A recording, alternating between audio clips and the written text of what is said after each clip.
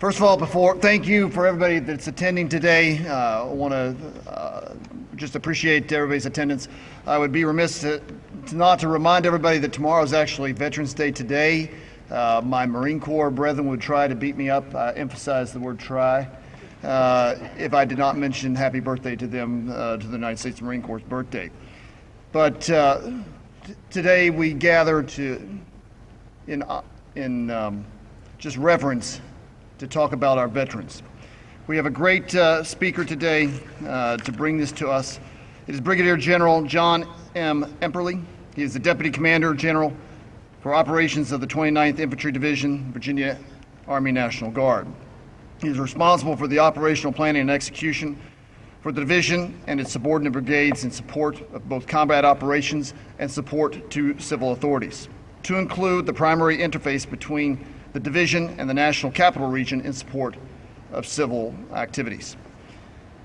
Brigadier General Epperly was commissioned as an armorer and cavalry officer in 1989 through the United States Military Academy at West Point, New York. In 2005, as a battalion commander, Brigadier General Epperly led a no-notice deployment of the 2nd Battalion, 116th Infantry Division to the Gulf Coast to support in support of Operation Vigilant Relief in the wake of Hurricane Katrina. During the 2nd Battalion Command in 2007, he led 3rd Battalion, 116th Infantry Division in combat operations as part of the Iraqi surge campaign in support of Iraqi freedom. Brigadier General Epperly's battalion was both recognized with a meritorious unit commendation and being recognized as the best and most ready battalion in the Army National Guard of 2008. Most recently, Brigadier General Epperly served as the Deputy Commanding General of Operations for the 29th Infantry Division in support of Operation Spartan Shield and Operation Inherent Resolve during the division's deployment in 2016 and 2017 to the Arabian Gulf region with missions to deter Iranian influence and to defeat ISIS. Along with acquiring a Bachelor's of Science in International Relations from West Point, Brigadier General Epperly acquired an MBA from Drexel University while serving as the Assistant Professor of Military Science in 1997. He gained a Master of Science in Strategic Studies in residence from the Army War College at Carlisle Barracks in 2010, and in civilian life, Brigadier General is the Executive Vice President for Coal-Fire Federal, located in Sterling, Virginia, which is a full-spectrum cybersecurity provider. He is responsible for the full gamut of both external and internal operations. At this time, please welcome General Epperly. Actually, I should salute you.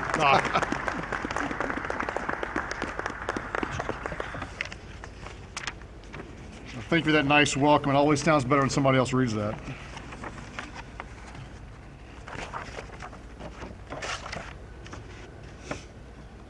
Delegate Landis, Captain Black, Ms. Johnson, distinguished friends, and of course, gentlemen of the Corps, it's wonderful to be back here at Fishburne.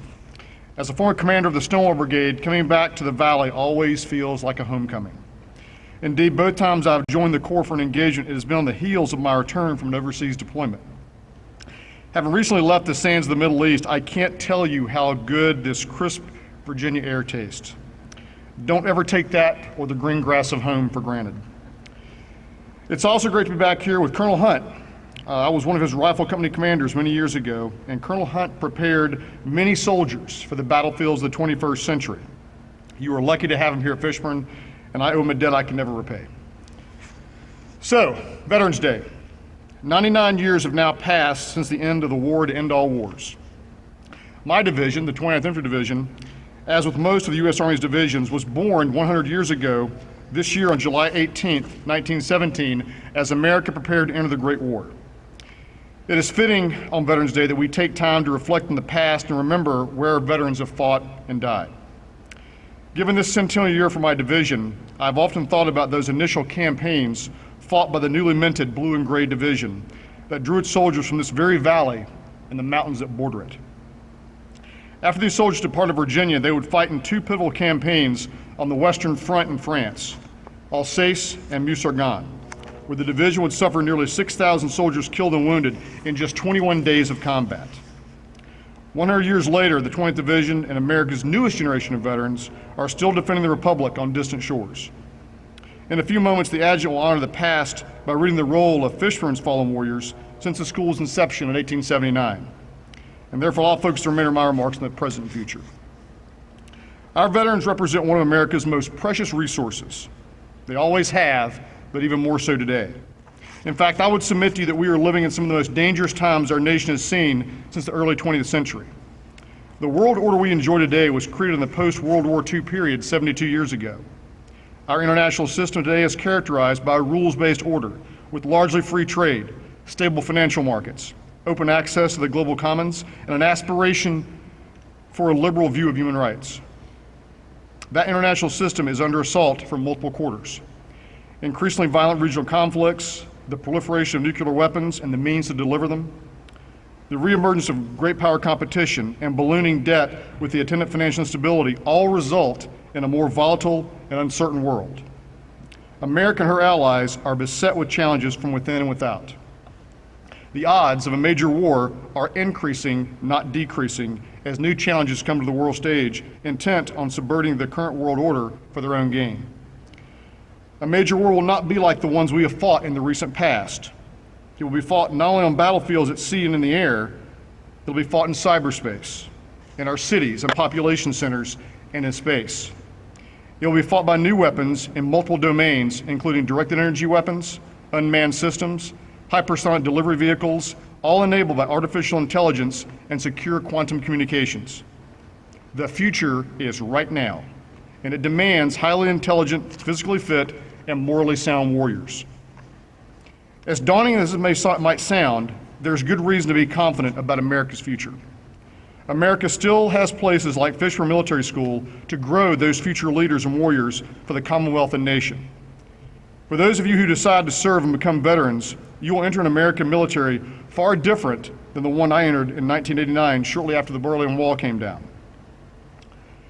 The American military has spent the last 16 years prosecuting the war on terror.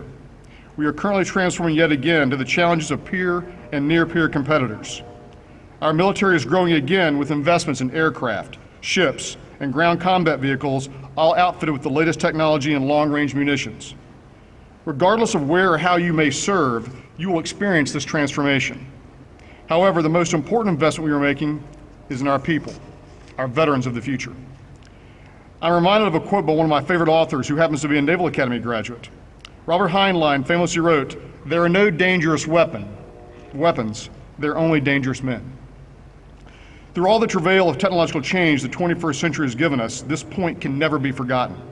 It is why we are investing in the people that will form the backbone of our defense. Our veterans, past, present, and future, will always be the most important component of the Republic's defense. Technology will likely never change that maxim. So what does all this mean to a cadet at Fishburne Military School? Regardless of whether you join the military and become a veteran in your own right, I challenge you to serve your community and nation in whatever capacity you can. America needs you and the talent and energy you bring. Work hard in school, play hard in athletics, cultivate your character, and never forget how to show respect and gratitude to the nation and those that have defended it. You young men are our future, and I look forward to seeing the mark you will make on the world as you depart these hallowed halls one day. Before I go today, I want to recount a story about why I joined the Army and continue to serve. When I recently returned from deployment in July, a coworker asked me why I put up with the uncertainty, the hardship, and the long separation from my family that came with military service. I told them that I decided to serve my country way back in 1985 for two basic reasons: love and belief. I would come to understand those reasons more over the next 28 years. First, I was raised to love my family, love the country. Pretty simple. By the time I was 18, I learned that America was a special place in the world for its freedom, justice, and opportunity. But folks, I'll tell you, after 30 years of traveling the world as a soldier, I know how special America is because I've seen it. Just like me, our veterans have been to faraway lands where there is no justice, no freedom, and no opportunity. Places where cruelty, poverty, and sickness are commonplace. Places where people suffer horribly every day. Places that make me really appreciate Virginia and America every time I go overseas. Sadly, nowadays, it's become fashionable for some Americans to talk bad about America and not show respect to our nation. To that, I would simply say they just need to get out more. For all of America's faults, it's still a beacon of light and hope for many people in the world. Veterans, more than most, know this. I mentioned belief. Veterans volunteer for the dangerous job of defending America because they believe in the ideas and principles that make America a very special place.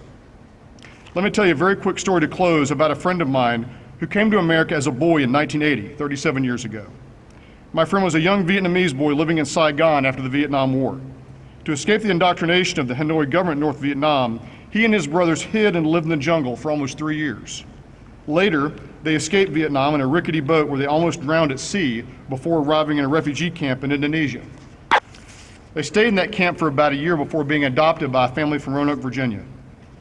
He was 18 years old when he got to America. He spoke no English and had about an 8th grade education. But just 6 years later, he had graduated from Cave Spring High School and Virginia Military Institute with a college degree. He got a job with a company called ITT and became one of the chief designers of American night vision technology. He also became an Army officer, which is where I met him. Today, he is a Brigadier General and actually a very wealthy man. That's one of my favorite American stories because it shows the power of freedom, justice, and opportunity in America, where a young boy with nothing who suffered so much could go so far. That story also sums up love and belief for me. I became a soldier and a veteran because I love my country and what it can do for people, and I believe that's worth defending. Captain Black, faculty and staff, and of course, General of the Corps, thank you today for allowing me to speak to you during your Veterans Day ceremony. It has been an honor for me. I wish you well, and I look forward to your success. God bless America.